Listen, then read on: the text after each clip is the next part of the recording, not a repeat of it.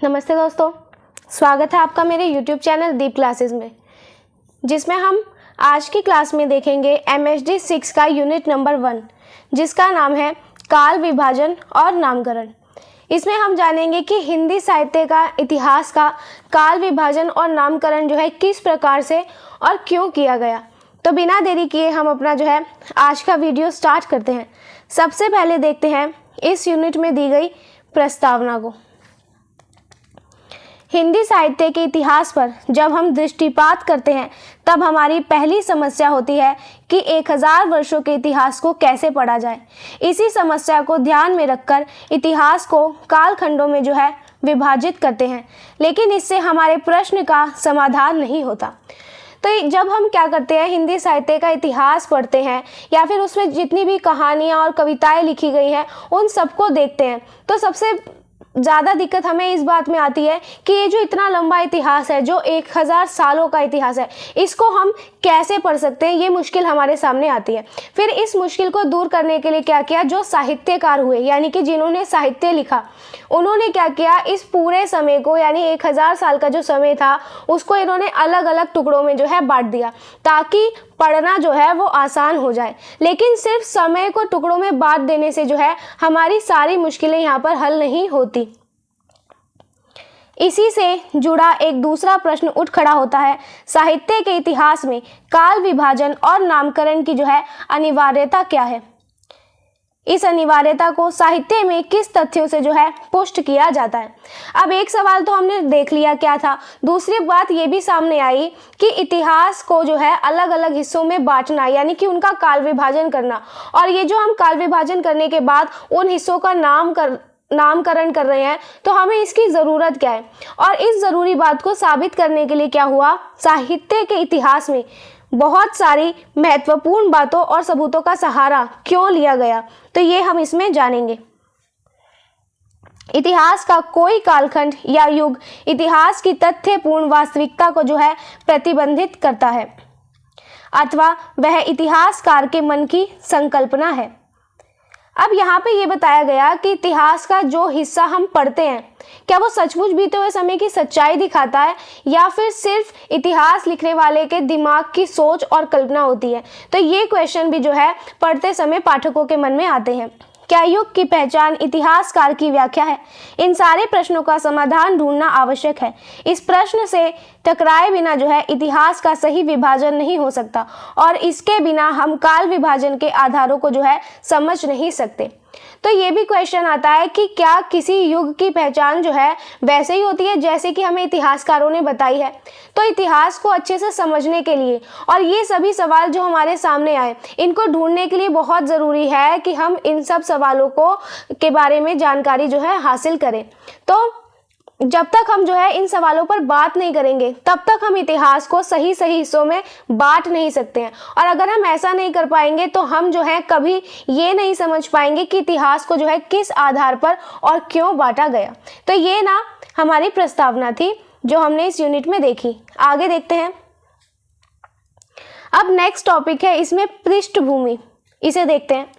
यदि युग विभाजन इतिहास की केवल पद्धतिगत अनिवार्यता है तो उसका औचित्य इतिहास बोध की जो है वास्तविकता से ही निर्धारित हो सकता है। इतिहास बोध में एक प्रकार की आलोचनात्मक चेतना होती है, एक ऐसी चेतना जिसका उपयोग हम जीवन और संस्कृति के परीक्षण के लिए जो है करते हैं, जिसकी कसौटी पर साहित्य और समाज के रिश्ते की पहचान की जाती है। तो यहाँ पे बताया गया कि अगर हम इतिहास को अलग अलग समय या कहे युग, इसमें बांटना जो है सिर्फ ज़रूरी है क्योंकि ये इतिहास लिखने का जो है एक तरीका है। तो ये जो तरीका ये कितना सही है, ये इस बात से तय होता है कि वो हमें उस समय की सच्चाई को जो है कितनी अच्छी तरीके से समझा पा रहा है। फिर इतिहास को समझने का मतलब जो है वो सिर्फ तारीखें याद रखना नहीं होता, बल्कि उसका मतलब ये भी है एक ऐसी सोच रखना जिससे हम जो है पुरानी बातों को परख सकें, और इस सोच का इस्तेमाल जो है हम पुराने समय के लोगों के जीने के तरीके, उनके तौर तरीकों को समझने के लिए भी करते हैं। इसी सोच से हम ये देख सकते हैं कि उस समय का जो साहित्य था और हमारे समाज का जो है आपस में क्या रिश्ता था। तो ये सब हम इसमें देख सकते हैं। साहित्य का इतिहासकार इन रिश्तों में आए परिवर्तन को जितनी तीव्रता से अनुभव करेगा, उसका काल विभाजन जो है उतना ही प्रामाणिक होगा। अब जो इंसान जो है साहित्य का इतिहास लिख रहा है, वो अगर समाज और उस समय के साहित्य के जो बदलते रिश्ते हैं उसको जितनी ज़्यादा गहराई से महसूस करेगा या गहराई से समझेगा, उसका इतिहास को जो है अलग अलग हिस्सों में बांटना उतना ही सही माना जाएगा। इसे उदाहरण से समझो, जैसे क्या होता है, पुराने ज़माने में लोग चिट्ठियां लिखते थे और आज के टाइम में क्या करते हैं, मोबाइल पर मैसेज भेजते हैं। जिसने इस बदलाव को अच्छे से देखा होगा वही जो है इसको सही तरीके से समझ पाएगा और पहले का समय कैसा था और आज का समय कैसा है ये वही बता पाएगा। ठीक इसी तरह जो इतिहासकार ये समझ पाएगा कि उस समाज में जो साहित्य था वो कैसा लिखा जा रहा था और उस साहित्य का समाज से संबंध क्या था, तो वही इतिहासकार जो है एक अच्छा और सही इतिहास हमारे सामने रख सकेगा। क्या यही कारण नहीं है कि आचार्य रामचंद्र शुक्ल के इतिहास की ओर बार बार लौटने की ज़रूरत होती है। उनके इतिहास की ओर हम इसलिए लौटते हैं क्योंकि उन्होंने अपनी प्रखर आलोचनात्मक दृष्टि से इतिहास बोध को जो है अर्जित किया था। उन्होंने साहित्य के इतिहास को कार्य कारण के संबंधों की श्रृंखला में जो है प्राप्त किया था। उन्होंने पहले इतना समझते हैं। अब यहाँ पे बताया गया कि ये जो वजह हमने जानी, उन्हीं वजह से जो है जब भी हम हिंदी साहित्य के इतिहास को समझते हैं तो हम क्या करते हैं, बार बार जो आचार्य रामचंद्र शुक्ल ने इतिहास लिखा था उसको देखते हैं। हम उनके पास यानी कि उनके इतिहास के पास इसलिए जाते हैं क्योंकि उन्होंने क्या किया, बहुत ही तेज दिमाग से इतिहास को समझा था। उन्होंने हर बात के पीछे का कारण ढूंढा। अगर इतिहास में जो है कोई बदलाव हुआ तो वो क्यों हुआ, ये जानने के बाद उन्होंने जो है अपना इतिहास रखा। इन्होंने पूरी बात को एक चैन यानी कि एक श्रृंखला की तरह आपस में जोड़कर जो है हमें अपने इतिहास में समझाया है। उन्होंने अपनी पुस्तक हिंदी साहित्य के इतिहास में काल विभाजन पर लिखा।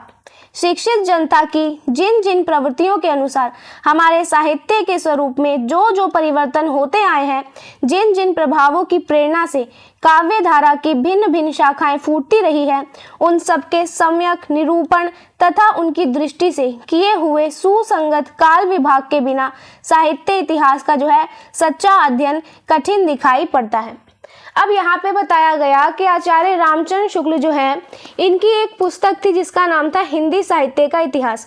इसमें इन्होंने क्या किया, समय को बांटा और उसके साथ साथ उन्होंने ये भी लिखा कि पढ़े लिखे लोगों की जैसी सोच और आदतें थी उसी के हिसाब से जो है हमारी कविताओं और कहानियों का रूप भी बदलता गया। जब तक हम इन सारे बदलाव को अच्छे से नहीं दिखाएंगे, उस हिसाब से समय को जो है हम सही टुकड़ों में नहीं बांट सके, तो तब तक हम साहित्य का जो इतिहास है उसको समझ नहीं सकते हैं जब तक हम ये सब ना करें। ये बताया आचार्य रामचंद्र शुक्ल ने। आपके लिए यहाँ सबसे ज़्यादा ज़रूरी बात है ये याद रखना कि आचार्य रामचंद्र शुक्ल ने जो इतिहास लिखा वो तब से लेकर अब तक सबसे सर्वश्रेष्ठ इतिहास माना जाता है, जिसका नाम है हिंदी साहित्य का इतिहास। आगे देखो, 700-800 वर्षों की संचित ग्रंथ राशि सामने लगी हुई थी, पर ऐसी निर्दिष्ट सारणियों की उद्भावना नहीं हुई थी जिनके अनुसार सुगमता से प्रभुत सामग्री का जो है वर्गीकरण होता। इस लंबे उद्धरण में शिक्षित जनता जैसे शब्द को छोड़कर शायद ही किसी बात पर ऐतराज जो है जाहिर किया जा सकता है। सारांश यह है कि बिना ठोस इतिहास दृष्टि के सुसंगत काल विभाजन जो है नहीं किया जा सकता और बिना काल विभाग के इतिहास का अध्ययन करना जो है कठिन है।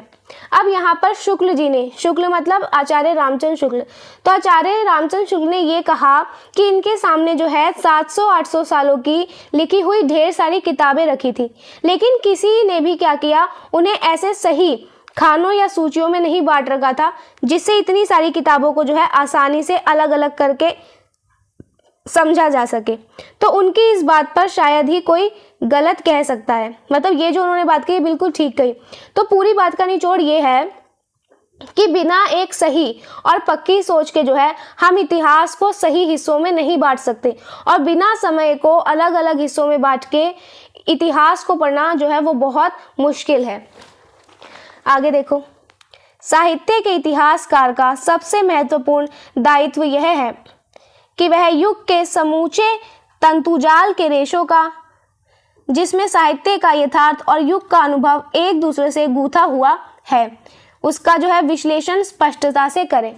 तो यहाँ पे जो इतिहास लिख रहा है इतिहासकार, उसके लिए ये ज़रूरी हो जाता है या उसकी ये सबसे बड़ी जिम्मेदारी है कि वो क्या करे, उस समय के जो पूरे ताने बाने हैं उसको अच्छी तरीके से समझे और फिर उनको, वह ताना बाना ऐसा होता है जिसमें उस समय की रचनाओं का सच और उस ज़माने के लोगों के अनुभव जो हैं वो पूरी तरह से जुड़े होते हैं। तो इतिहासकार का काम है कि वो इन दोनों के जुड़ाव को साफ साफ जो है हम बच्चों को या पाठकों को समझाए। इसके लिए आवश्यक है कि जिस युग में इतिहासकार जी रहा है उस युग के समसामयिक प्रश्नों पर जो है उसकी पकड़ गहरी हो।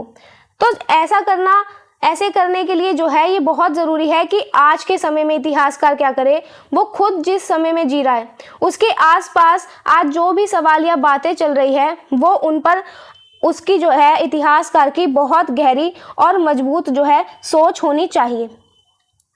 इसके बिना इतिहास दृष्टि निर्मित नहीं होगी और होगी भी तो वो अतीतोन्मुखी जो है होगी। इतिहास दृष्टि की सार्थकता उसके भविष्योन्मुख होने में है।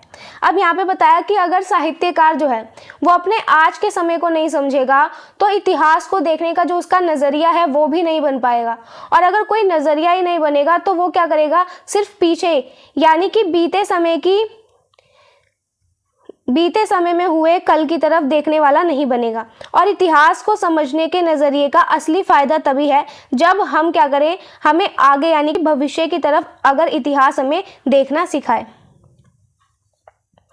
ऐतिहासिक सामाजिक संदर्भों को पहचान कर ही जो है साहित्य के कालखंडों का निर्धारण किया जा सकता है।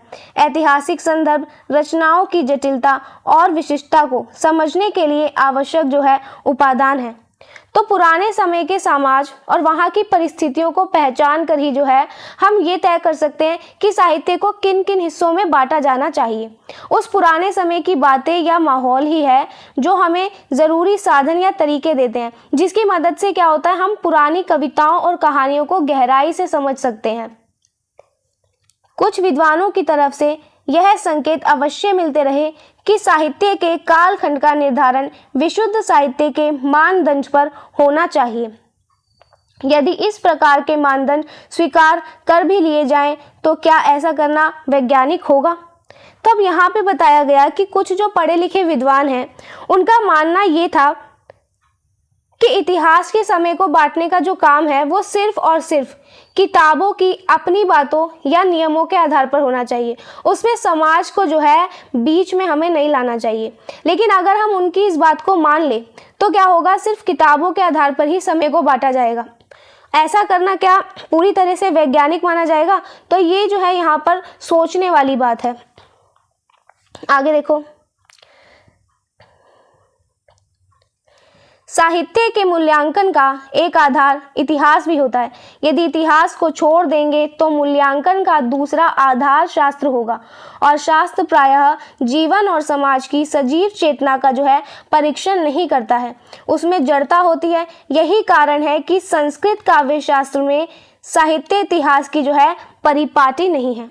अब यहाँ बताया कि किसी भी रचना या फिर कविता को परखने या उसका मूल्य तय करने का एक आधार क्या होता है, इतिहास होता है। तो अगर हम इतिहास को छोड़ देंगे तो परखने का जो दूसरा तरीका बचेगा वो सिर्फ शास्त्र यानी कि जो पुराने कड़े नियम है वो बचेंगे। और ये नियम क्या करते हैं, अक्सर आज के बदलते जीवन और समाज की जो जिंदा सोच है उसको परख नहीं पाते। नियमों में एक तरह का भारीपन और ठहराव होता है जो बिल्कुल भी बदलता नहीं है। और यही वजह है कि संस्कृत के पुराने जो काव्य नियम हैं उन काव्य नियमों में साहित्य का इतिहास लिखने का कोई भी चलन या तरीका हमें देखने को नहीं मिलता है। ऊपर के परिच्छेद में हमने जिस तीसरे प्रश्न को उठाया था कि इतिहास वास्तविक तथ्य है या इतिहासकार के मन की संकल्पना, उस प्रश्न का विवेचन भी अनिवार्य है। वस्तुतः इतिहास तथ्यगत वास्तविकताओं के साथ एक व्याख्या की मांग जो है करता है। अब यहाँ पे हमने एक क्वेश्चन देखा था कि इतिहास जो है वो क्या सचमुच हकीकत है या सिर्फ इतिहास लिखने वाले ने क्या किया, अपनी मन की सोच और कल्पना को हमारे सामने रखा। तो असल में क्या है, इतिहास जो है वो सिर्फ सच्ची घटनाओं को इकट्ठा करना नहीं है, बल्कि उन घटनाओं के साथ साथ उनके मतलब को भी अच्छे से समझना यहाँ पर बहुत ज़रूरी हो जाता है। इसी से हमारे जीवन मूल्य जो है निर्धारित होते हैं। यदि किसी कृति को साहित्यकार ने मूल्यवान माना है तो क्यों, उसकी व्याख्या में ही इस प्रश्न का जो है जवाब दिया जा सकता है। तो इसी से क्या होता है, हमारे जीवन को, साहित्य से हमारे जीवन को जीने के सही तौर तरीके और बातें जो है वो पता चलती है। अगर किसी इतिहास को इतिहासकार ने क्या किया है, बहुत कीमती और ज़रूरी माना है, तो आखिर में ऐसा माना क्यों है, इसका जवाब जो है हमें तभी मिल सकता है जब इतिहासकार क्या करे, हमें उसका पूरा मतलब जो है अपने इतिहास में खुलकर समझाए। अब यहाँ पे इसका एक उदाहरण दे रखा है। उदाहरण के लिए आचार्य रामचंद्र शुक्ल तुलसीदास को महत्वपूर्ण कवि जो है वो घोषित करते हैं। इस घोषणा के आधार की खोज करते हुए हम पाते हैं कि तुलसीदास आचार्य शुक्ल के कट्टर मर्यादावाद और नैतिकतावाद पर जो है खरे उतरते हैं। अब यहाँ पे उदाहरण में क्या बताया गया कि जो आचार्य रामचंद्र शुक्ल है, इन्होंने क्या किया, इन्होंने तुलसीदास को अपने इतिहास में सबसे बड़ा और सबसे ज़रूरी कवि बताया है। जब हम ये ढूंढने की कोशिश करते हैं कि उन्होंने ऐसा क्यों कहा, तो हमें ये पता चलता है कि तुलसीदास जी शुक्ल जी की उन बातों पर बिल्कुल सही बैठते हैं जैसा शुक्ल जी ने इनके बारे में कहा, जो समाज के नियम, अच्छे व्यवहार और सच्चाई को जो है ज़रूरी मानते हैं। इसे आप ऐसे भी समझ सकते हो, जैसे क्या होता है कि आपके स्कूल में बच्चों को बेस्ट स्टूडेंट का अवार्ड दिया जाता है क्योंकि वो बहुत शांत है या फिर वो रोज स्कूल जाता है। ठीक वैसे ही शुक्ल जी ने क्या किया, तुलसीदास को साहित्य इतिहास में सबसे बड़ा कवि माना, क्योंकि इनकी जो कविताएं हैं उन कविताओं में हमें अच्छे नियम और अच्छी बातें तुलसीदास ने जो है हमें सिखाई है। आचार्य शुक्ल तुलसीदास की तरह समाज में अव्यवस्था स्वीकार नहीं करते। इस व्याख्या में ही आचार्य शुक्ल के इतिहास की जो है सीमाएं सामने आ जाती हैं। तुलसीदास की कृति इतिहास के लिए ऐतिहासिक दस्तावेज हो जाती है और आचार्य शुक्ल उस ऐतिहासिक दस्तावेज का विश्लेषण और मूल्यांकन जो है अपनी इतिहास दृष्टि से करते हैं। अब यहाँ पे बताया कि ये जो आचार्य रामचंद्र शुक्ल हैं, इन्होंने भी क्या किया, ये भी तुलसीदास जी की तरह ही समाज में किसी भी तरह की गड़बड़ी या नियम का टूटना पसंद नहीं करते। लेकिन जब शुक्ल जी इस तरह से समझाते हैं तो उनके इतिहास लिखने के तरीके की जो है कुछ सीमाएं या कहें कुछ कमियां भी हमारे सामने आ जाती है।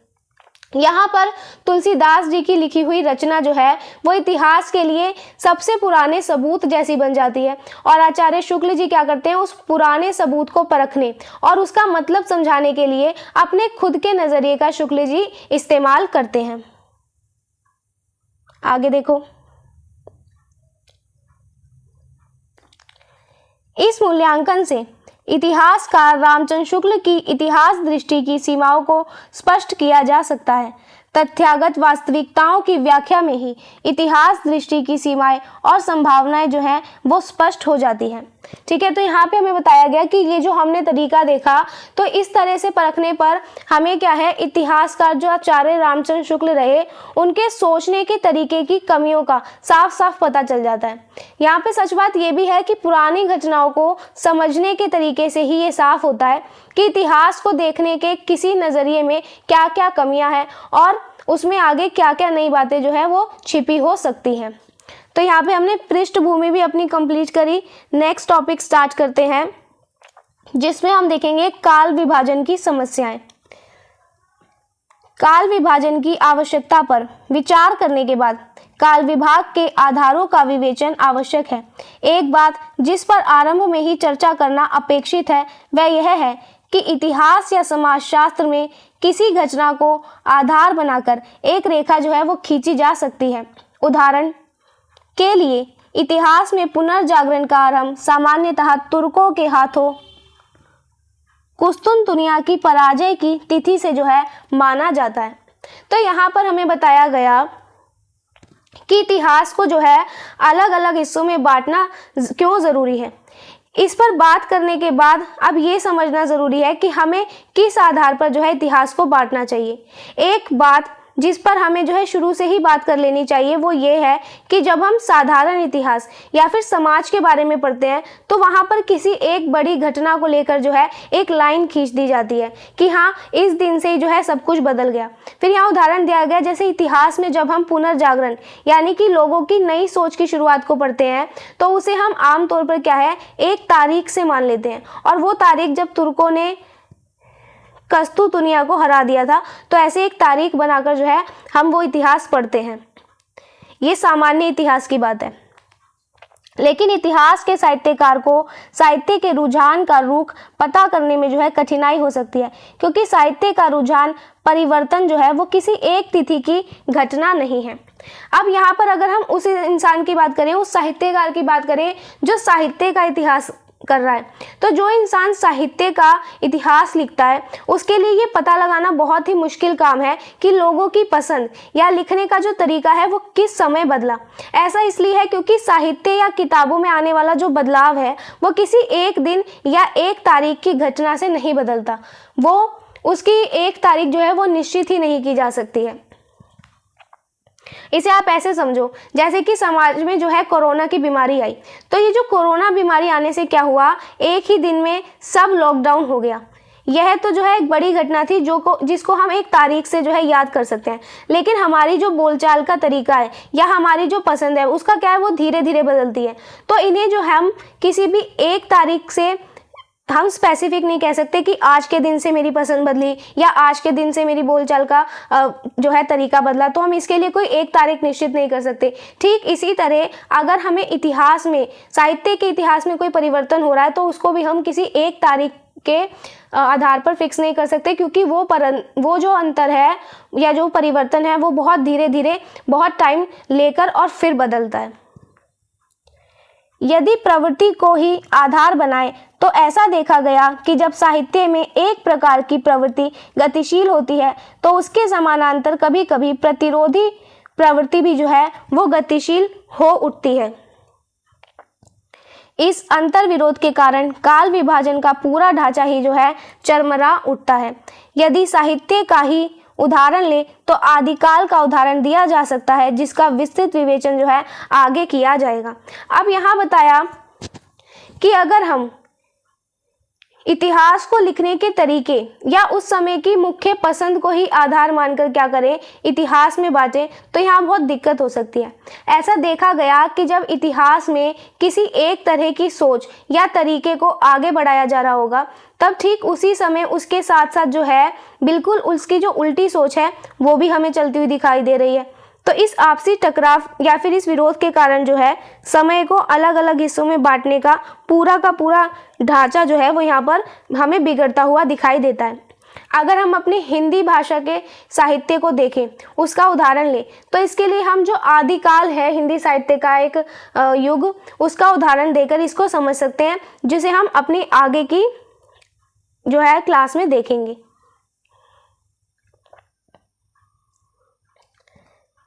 काल विभाजन में दूसरी समस्या संक्रांति काल को लेकर होती है।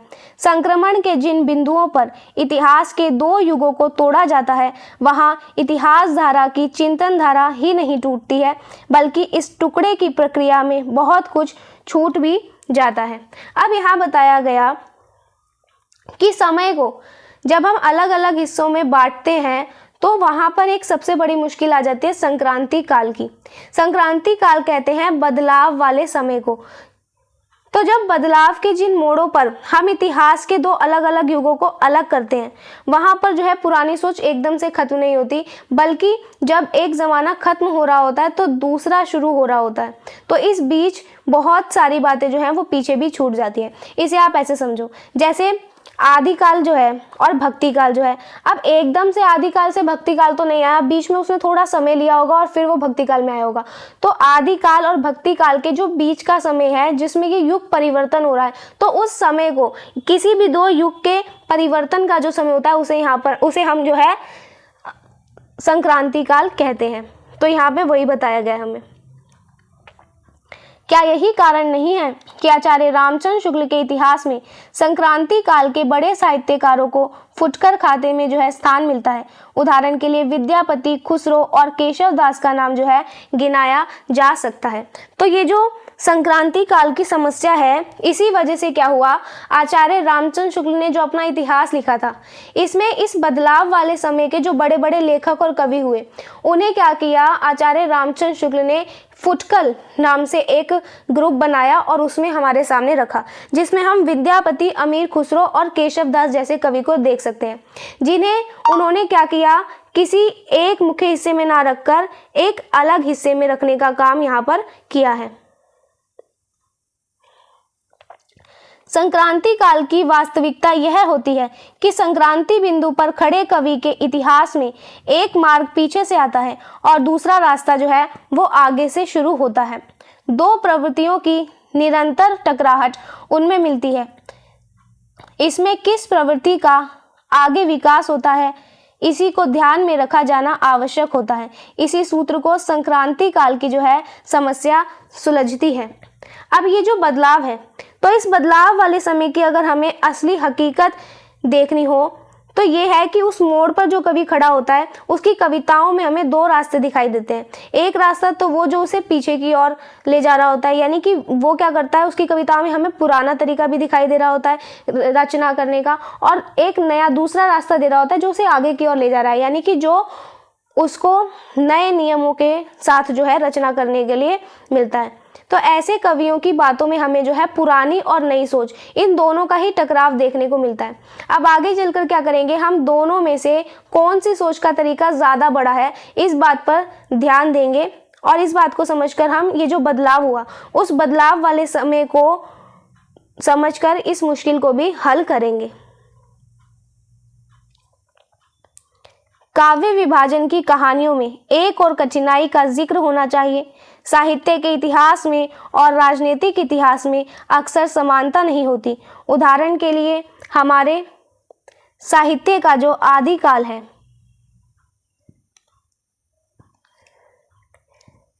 लगभग उसी के आसपास राजनीतिक इतिहास का जो है मध्य युग शुरू होता है। ऐसी स्थिति में कुछ इतिहासकार आधुनिक काल से पूर्व समूचे इतिहास को मध्ययुगीन साहित्य कहना ही जो है उचित मानते हैं और मध्ययुगीन साहित्य को विभिन्न प्रवृत्तियों में बांटकर उसका विवेचन करना जो है ये उचित समझते हैं। तो यहाँ पे बताया गया कि समय को बांटने की मुश्किलों में जो है एक और बड़ी मुश्किल के बारे में हम यहाँ देखेंगे। वो ये है कि रचनाओं या फिर साहित्य का जो इतिहास होता है और जो राजाओं महाराजाओं या राजनीति का इतिहास होता है, ये दोनों अक्सर एक जैसे हमें चलते हुए दिखाई नहीं देते।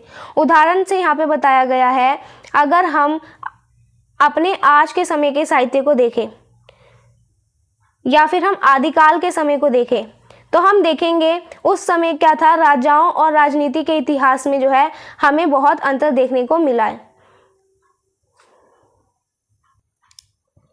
वीर काव्य, नीति काव्य, प्रेमाख्यान काव्य आदि के अनुसार साहित्य को इतिहास का ढांचा बनाते हैं। इस प्रकार के विभाजन से सहमति कठिन है। यदि हम प्रवृत्ति के आधार पर विभाजन करते हैं तो कार्य कारण संबंधों को भी दिखाना चाहिए। अब यहाँ पे ये बताया गया कि वह इतिहासकार क्या करते हैं, वो अपनी रचनाओं को उनके लिखने के तरीके, जैसे कि वीर काव्य यानी कि जिसमें हम वीरता वाली कविताएं देखते हैं, फिर नीति काव्य जो हमें अच्छी सीख देने वाली कविताएं होती हैं, और प्रेमाख्यान काव्य जिसमें प्रेम से संबंधित कविताएं होती हैं, इनके हिसाब से जो है इतिहास का रूप तय करते हैं। तो इस तरह के समय को बांटने के बाद से जो है सहमत होना, सही मानना बहुत मुश्किल है। अगर हम लोगों की पसंद या लिखने के तरीके के आधार पर इतिहास को बांटते हैं तो हमें ये भी बताना चाहिए कि वो तरीका जो है वो क्यों शुरू हुआ और उसके पीछे का जो है कारण क्या था। दूसरा प्रश्न यह है कि इस प्रकार का विभाजन परवर्ती इतिहासकारों में कितना अधिक स्वीकृत हुआ। यदि इस प्रकार के विश्लेषण की स्वीकृति नहीं मिली तो यह माना जाना चाहिए कि इतिहास ने जो है सबको स्वीकार नहीं किया। अब यहाँ दूसरा सवाल क्या उठा कि इस तरह से जो है समय को बांटना बाद में जो आने वाले लेखक और कवि हैं उन्हें कितना पसंद आएगा या नहीं आएगा। अगर बाद के लोगों ने क्या किया, इस तरह के बंटवारे को स्वीकार नहीं किया, तो हमें ये मान लेना चाहिए कि इतिहास ने भी जो है इस तरीके को स्वीकृति नहीं दी है। भारतीय हिंदी परिषद में हिंदी साहित्य का जो द्वितीय खंड प्रकाशित हुआ उसमें आदि, मध्य और आधुनिक तीनों कालों को तोड़कर प्राचीन एवं आधुनिक केवल 2 कालों में जो है उन्हें ग्रहण किया गया है। अब यहाँ पे बताया गया कि भारतीय हिंदी परिषद जो है इस नाम की संस्था ने क्या किया, इन्होंने हिंदी साहित्य के इतिहास का दूसरा भाग छपवाया था। तो इन्होंने यहाँ पर एक नया काम ये किया, इन्होंने क्या किया, जो पहले से चले आ रहे 3 हिस्से थे जैसे कि आदिकाल, मध्यकाल और आधुनिक काल, इन 3 हिस्सों को इन्होंने तोड़ दिया और इन तीनों को मिलाकर इन्होंने क्या किया, पूरे इतिहास को सिर्फ 2 हिस्सों में बांट दिया। पहला तो प्राचीन काल यानी कि पुराने समय का काल और दूसरा आधुनिक काल यानी कि आज के समय का काल।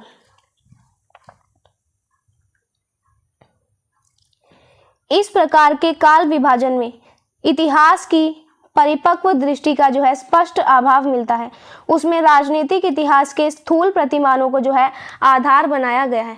तो इस तरह का जो इतिहास ये टुकड़े किए गए, इन टुकड़ों में बांटने का ये जो तरीका था, ये समझदारी भरा और गहराई की सोच जो है इसमें हमें कम दिखाई देती है। ऐसा इसलिए क्योंकि इसमें जो है इतिहास को समझने के लिए सिर्फ राजा महाराजा और राजनीति के ऊपर के जो बड़े बदलाव हुए, सिर्फ इन्हीं को ही जो है आधार बनाया गया था। काल विभाजन के मुख्य उपकरण संवेदना को पहचानने की क्षमता है। संवेदना को पहचान कर हम इतिहास की जो है रचना करते हैं। अब ये जो इतिहास को अलग अलग समूह में बांटने का सबसे मुख्य तरीका जो होता है वो ये है कि हम उस समय के लोगों की संवेदना यानी कि उनके सुख दुख और उनके महसूस करने के तरीकों को पहचानें। जब हम लोगों की इन भावनाओं को अच्छे से समझ पाते हैं तभी हम इतिहास को जो है सही रूप में लिख सकते हैं। इसे उदाहरण से समझो, जैसे हमारी पसंद और भावनाएं जो है वो बदलती रहती है, ठीक वैसे ही कविताएं भी बदलती रहती है। तो पुराने समय में लोग क्या करते थे, भगवान की भक्ति में लीन रहते थे, फिर राजाओं की तारीफ करने लगे, उसके बाद आज देश या समाज की समस्याओं पर लिखते हैं। तो यही जो है लोगों की बदलती हुई संवेदनाएं, जिसे समझना इतिहास के लिए बहुत ज़्यादा ज़रूरी है। शुक्लोत्तर इतिहास लेखन में इस बात को नज़रअंदाज कर दिया गया। इससे साहित्य के इतिहास को समझने में जो है बाधा पड़ी है। इन इतिहासों के प्रस्तावित कालखंड से जो चित्र प्राप्त हुए हैं उसका स्वरूप ही खंडित है। उसमें साहित्य की समग्रता का जो है प्रमाण नहीं मिलता है। अब आचार्य रामचंद्र शुक्ल के बाद क्या हुआ, इनके बाद जिन भी लोगों ने इतिहास लिखा उन्होंने क्या किया, लोगों की इस बदलती हुई भावनाओं पर कभी ध्यान ही नहीं दिया, इसे बिल्कुल ही अनदेखा कर दिया। इसका नुकसान ये हुआ कि साहित्य के पूरे इतिहास को अच्छी तरह से समझने में बहुत रुकावट आई है।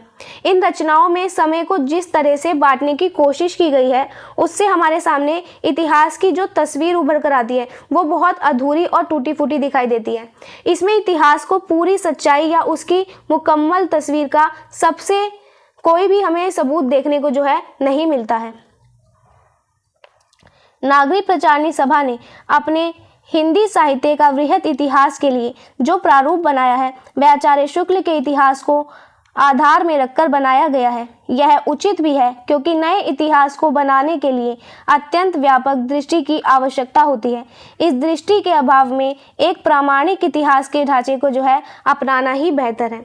तो अब नागरिक प्रचारणी सभा की बात करें, इन्होंने जब अपने साहित्य इतिहास का वृहत इतिहास मतलब हिंदी साहित्य का वृहत इतिहास यानी कि एक बहुत बड़ा इतिहास लिखने का जो एक प्लान तैयार किया था, उन्होंने आचार्य रामचंद्र शुक्ल की जो पुस्तक रही उसको आधार बनाया था।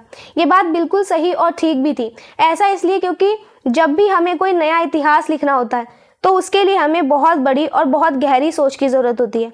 अगर हमारे पास वैसी बहुत बड़ी सोच की कमी है तो किसी नए फेर बदल में पढ़ने की बजाय जो है हमें पहले क्या करना चाहिए, मौजूद किसी सच्चे और पक्के इतिहास के ढांचे को मान लेना ही सबसे बढ़िया रास्ता यहाँ पर होता है। तो इसी के साथ जो है हमारा ये वाला टॉपिक भी यहाँ कंप्लीट हुआ। आज की वीडियो को यहीं स्टॉप करते हैं। नेक्स्ट वीडियो में हम देखेंगे काल विभाजन के आधार को। तब तक के लिए वीडियो पसंद आया हो तो वीडियो को लाइक एंड शेयर ज़रूर करें। चैनल को सब्सक्राइब करना ना भूलें। Thank you.